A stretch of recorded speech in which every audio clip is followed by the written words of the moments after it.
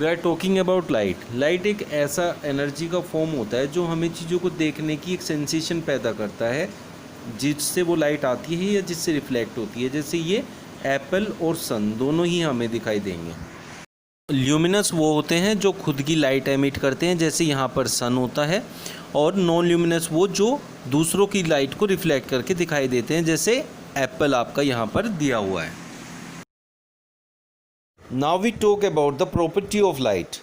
Light होती है ना जो हमेशा एक स्ट्रेट लाइन में चलती है। इसे एक एग्जांपल से समझते हैं। जैसे फर्स्ट केस में हमारा पाइप है वो सीधा है, स्ट्रेट है, जिसमें से कहीं भी कुछ बेंड नहीं है, तो आराम से लाइट पार हो जा रही है। बट इन सेकंड केस जो पाइप है वो थोड़ा बेंड है बीच में, तो वो लाइट वहाँ के ब्लॉक हो जाती है।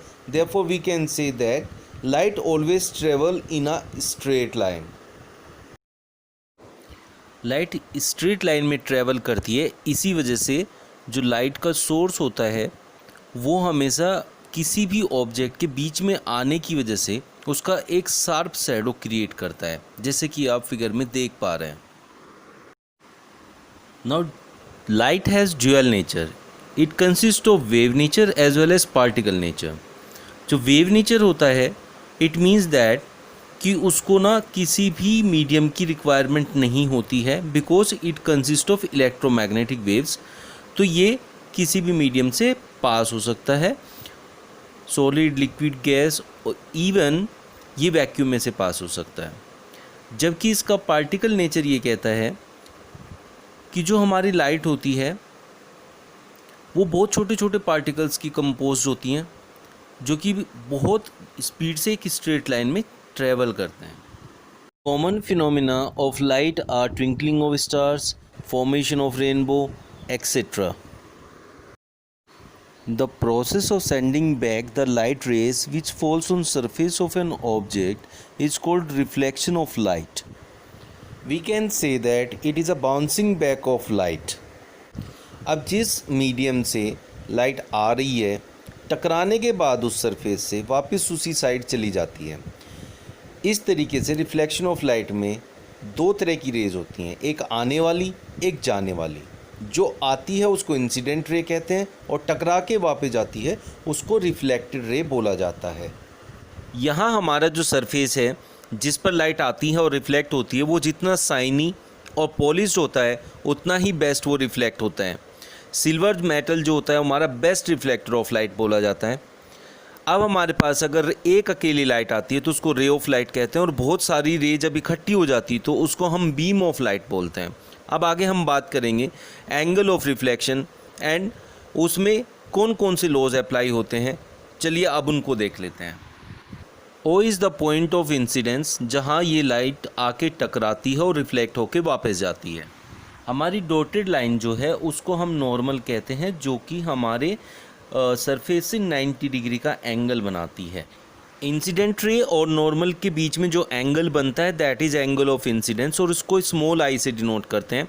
जबकि रिफ्लेक्टेड रे और नॉर्मल के बीच के एंगल को एंगल ऑफ रिफ्लेक्शन बोला जाता है, और उसे स्मॉल आर से रिप्रेजेंट करते हैं। Laws of reflection, there are two laws of reflection. First one says that the incident ray, the reflected ray and the normal, जिस पॉइंट पे आके वो टकराएंगे, इंसिडेंट होंगे, all will lie in the same plane. And second says that angle of incidence will always be equals to angle of reflection as in the given figure. Now we will talk about plane mirror. तो plane mirror की जो images होती हैं, जैसे यहाँ point object है तो उसमें सेम साइज की इमेज बनती है, तो यहाँ जो इमेज बनेगी वो भी पॉइंट ऑब्जेक्ट की ही इमेज बनेगी, and eight the same place, उसके बिल्कुल सामने बनेगी। और अब हमारे पास ये थोड़ा बड़ा ऑब्जेक्ट ले लेते हैं। अब हमारे पास फाइनाइट ऑब्जेक्ट है, तो आप इसमें ऑब्जर्व करेंगे कि जहाँ ए है उसके सामने ए डैश बना है, बी के सामने बी डैश बना है, तो इट मीन्स उसकी एक एक्सटेंडेड इमेज बनी है उतनी बड़ी जितना बड़ा हमारा ऑब्जेक्ट था। तो हम कह सकते हैं कि जो प्लेन मिरर है उनमें सेम साइज की इमेज बनती है, चाहे वो पॉइंट इमेज हो या बड़ी इमेज हो। तो जैसा आप देख रहे हैं फिगर, ऐसे इसकी ऑब्टेन की जा सकती है। Next concept is lateral inversion. ये जो है ये हम सिर्फ प्लेन मिरर में ही ऑब्ज़र्व करते हैं, जिसमें कि जब हम प्लेन मिरर के सामने खड़े होते हैं तो हमारी लेफ़्ट साइड हमें राइट लगती है और राइट साइड हमें लेफ़्ट लगती है। तो ये जो हमारी जो लेफ़्ट का राइट और राइट का लेफ़्ट हो जाना जो चेंज होता है हमारी साइड का, that is called lateral inversion. और जैसे एम्बुलेंस होता है, एम्बुलेंस हमारे पीछे होती है तो हम मिरर में पीछे से देख के वहाँ उल्टा लिखा हुआ है हमें सीधा दिखाई देगा।